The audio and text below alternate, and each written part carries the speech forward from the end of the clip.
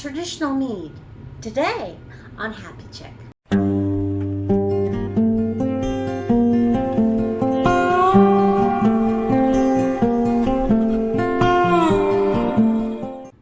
Hey everyone, I'm Lee and welcome to Happy Chick. Today we are making a traditional mead. Now this is just a simple, basic mead. I don't think we've ever made one on here. We've made a regular, we've made other meads before, but they're kind of fancified and everything. Sizers, we've made methaglins and all sorts, but we've never made just your basic, simple mead. So I'm going to show you how to make one, and then you can use this as a jumping off point. You can add different teas to the brew. You can do different orange instead of lemon, or limes. You do fruit in there. This is your basic recipe. It's just the water, the honey, the yeast. I have a little bit of lemon peel here as well, and some brewed tea.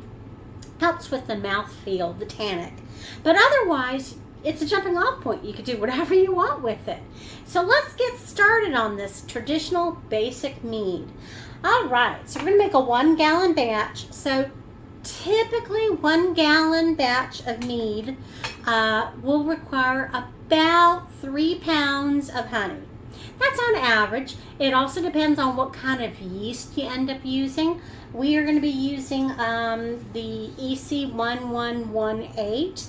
So I'm hoping this will kind of go on the drier side. That way I can kind of control how sweet it is. Lately my meads have been super, super sweet. And I don't mind them being super, super sweet, but there's some people that don't want it to be that sweet. So it's easier to back sweeten to my preferred sweetness than trying to aim for it every single time. So, well, I mean, you can do it, but there's math involved, and I just really don't feel like doing math today. So we're just going to do the simple way. All right, so I've got my jug right here. Everything has been sanitized in Star Sam. Let me get my scale going. We're going to measure out, oh, I forgot. I always forget something. I forgot a funnel because I don't trust myself pouring that honey in here. So hold that thought for just a second. All right, so we're going to weigh out 3 pounds of honey. I'm just using the cheap old, well, it's not cheap. Honey's not cheap, but you know, the Walmart version. This is pure and simple honey. Some people probably say this is not real honey. I've done the test for honey, and it does come out, so but whatever honey you want to use, you can use. But for the traditional, I'm just going to go with the clover honey. Since there's not a whole lot of flavors, you could do like orange blossom, or the buckwheat, or whatever you want. Just going with this one. Okay, so we are measuring out 3 pounds of honey. I've got my scale. And then I'm going to tear it out. Okay, make sure that it's teared this time. I think one time I forgot to tear it, so it didn't work out. All right, so it's going to take me a little bit to weigh out 3 pounds of honey. So we'll be back in just a second. Try not to make a mess either. All right, so we've got 3 pounds of honey in our jug. All I did was rinse off the funnel in the hot tea. That way you don't have to, try to get it all out at one time. Tea's going in next anyway, so, all right. So this is just basically 1 black tea bag in about 2 cups of hot water. All righty. Might as well use the funnel. Okay, let's just pour that in there.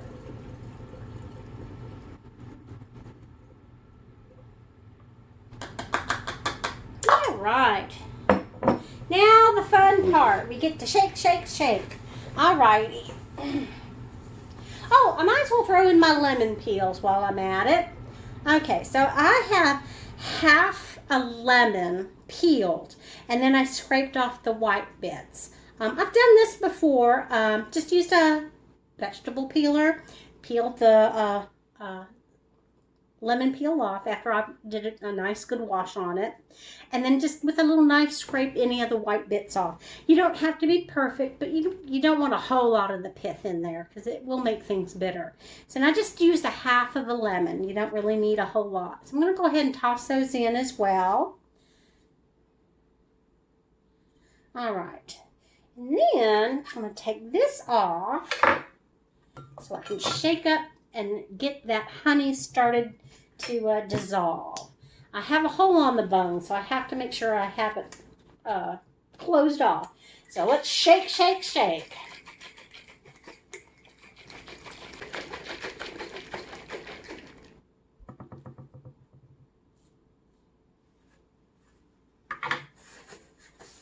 And then stop for a minute and let it sit for just a few seconds. Any honey that has not been dissolved will drop back down to the bottom, and then you can check it to see how well it is. I'm sure I'm going to have to shake this up more, so, but you know. Yeah, there's stuff on the bottom still. It's kind of streaky, you can see it. Might add some more water to it, just to thin it out a little bit. Ugh. This is just cool filtered water. So let me get my funnel back in here. And I'm blocking my face again.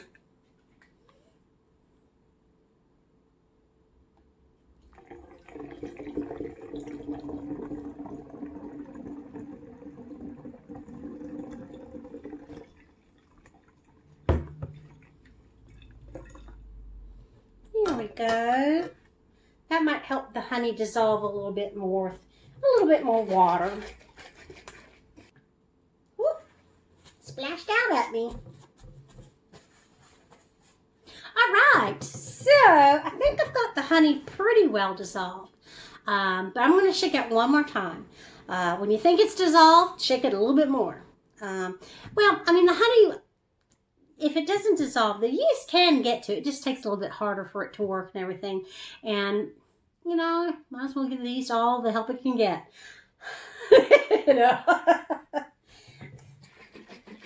Plus, this also introduces oxygen to the mix, and the yeast needs some good oxygen to get the colony going. There we go. All right.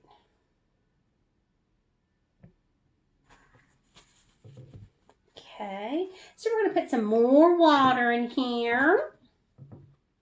I'm going to fill it up to about where, you know, the hip of this bottle is. We don't want it too full, because if we have it too full, then it'll start coming out the top of the air lock, and we don't want that. That's a big mess, so we're going to try to avoid a big mess. So just fill up until we hit about that hip of the bottle.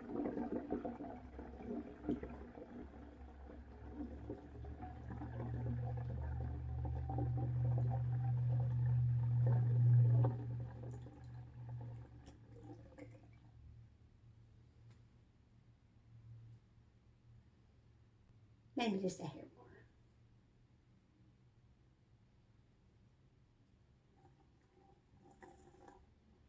more. Okay. No more. I'm probably risking it as it is. Let's shake this up one more time. There we go. All right. Let's do a gravity reading. See where we're at with this sucker. Okay.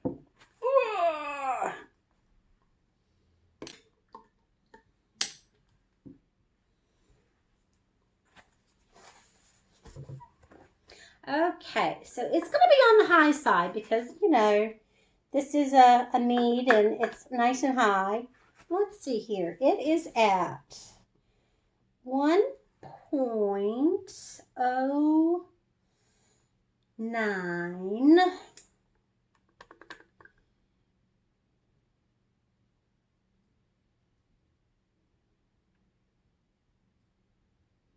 Actually, 1.100. We're at 1.100. 1100. All right, so we're going to pour this back in because this has been sanitized, so we can do that. Or try to, and then spill it out the other side. I'm such a messy brewer. Such a messy brewer. All right, so what else do we have? Oh, we have the yeast to put in. And since I have it, I'm going to put some yeast hulls in. It's not going to hurt anything. Might help, who knows. Now the yeast hulls is, it says about a half a teaspoon per gallon, or like a half of a gram to 9 grams per gallon. I'm gonna go ahead and use that since I have them. Whoop. Half a teaspoon.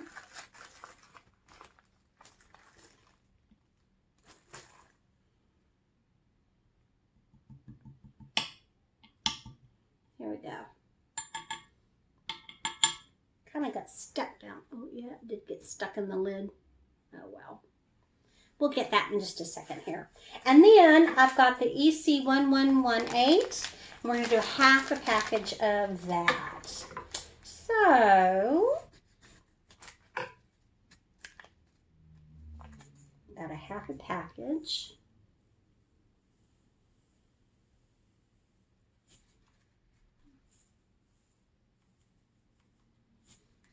There we go. Save this for another brew. Let's shake this one more time. Let me clean this off. Okay. There we go. Shake it one more time to incorporate the yeast and the yeast hulls.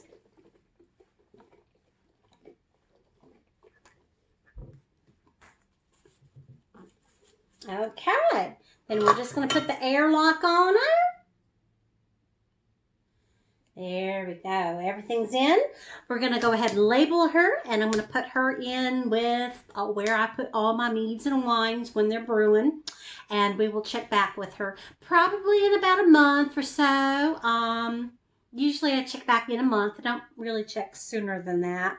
You know, I like them done. And then we'll come back. So we'll see you in a little bit. It's been about a month since this was brewed. She hasn't cleared, but that's okay. We're going to check on her and see how she's doing. She gurgled. Not because I just moved her, though. Let's get specific gravity and see what she's doing. All right, so a traditional mead. Haven't made one of these in eons. Eons, I swear. My first one, it was the funniest thing, because my first one, I don't remember where I got this recipe from or found it. I think it was like a Farmer's Almanac or something. I don't know. But they made you make, I think I used bread yeast on that one. Yeah, because it was like way before this, you know, doing this kind of stuff was popular. So, they made you make it into like a paste and then put it on a piece of toast. And then you floated the toast on the honey water. Strangest way of doing things. But it turned out actually pretty good. I think I had used lemon and orange in there, lemon and orange peel, but no other flavorings or anything like that. It was just a couple of lemon and orange peels, the bread yeast, honey, which was probably the cheapest I could find because I was poor way back then. I mean, not like I'm rich now, but you know, didn't have a whole lot of money, but you know,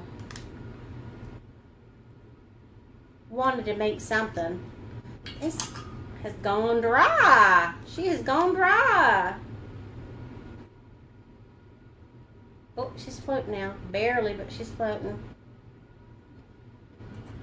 So, I mean, yeah, the strangest thing. Put it on a piece of toast. And let it float.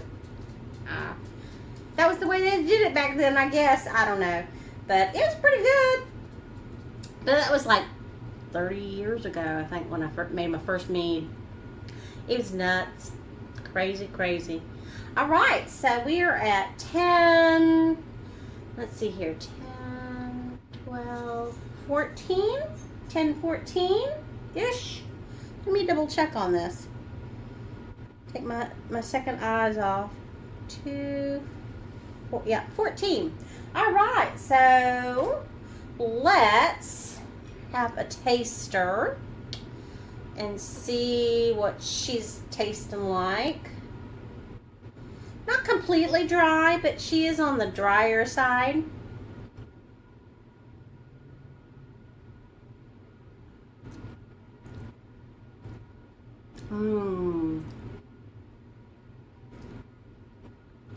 That's nice. Do I want to sweeten? I don't think I really want to sweeten her up any. It's like at that, I don't know. It's a good flavor. Good. I think it's at a good sweetness. It's not too dry, but it's not sweet like, you know. Yeah. Yeah, I like it. All right. So, I saw a buggy flying around. So, let me put that back on there for just a second. Let's calculate the ABV on this. I did use EC1118. So we started at 1.100 and we ended up with a 10, 14.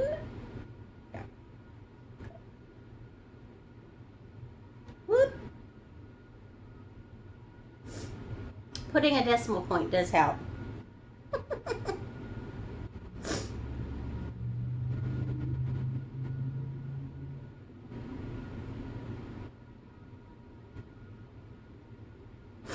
Okay, so we are at 11.29%. Awesome. She probably will ferment a little bit more. Yeah, we used the 1118. That one has a potential of 18%, but I don't think I have enough sugar in there to go up to 80%, but it doesn't matter if it does or not. I think it tastes pretty good as it is. Yeah.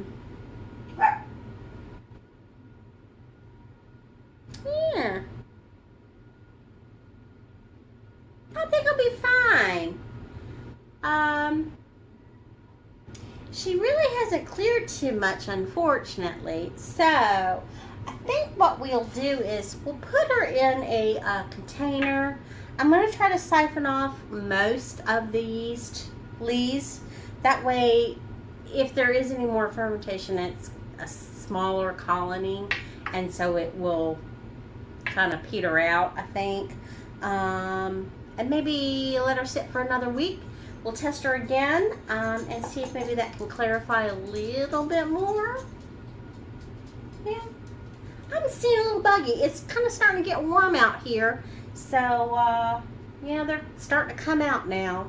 So, let me get set up to transfer this into a clean demi-John, and we'll go from there.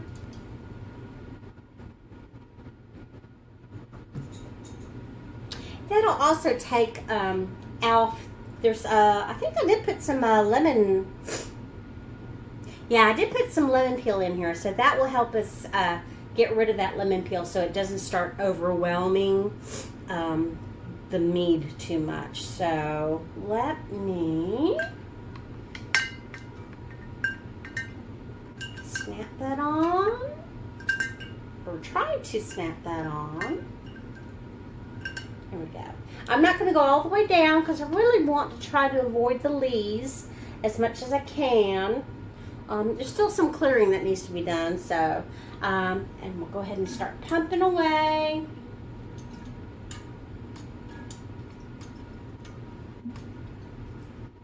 There we go.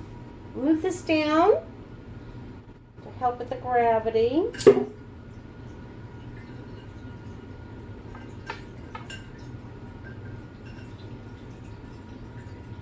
And we'll be back in just a minute. All right, we've got it siphoned into a clean, sanitized demi-John. I did avoid a lot of the lees, but there's still some yeast and stuff circulating in the brew anyway. So it probably will still continue fermentating for a little bit, but hopefully it'll slow it down to where it doesn't consume too much of the sugar in here. I'm going to wait about a week or so before we test it again. If I have to add a little bit more honey, I will. But I really wanted to get it off of the lemon peel and off of most of the yeast and stuff like that, so to kind of slow it down. So we will check back with her in about a week or so and see how she's doing. Until then,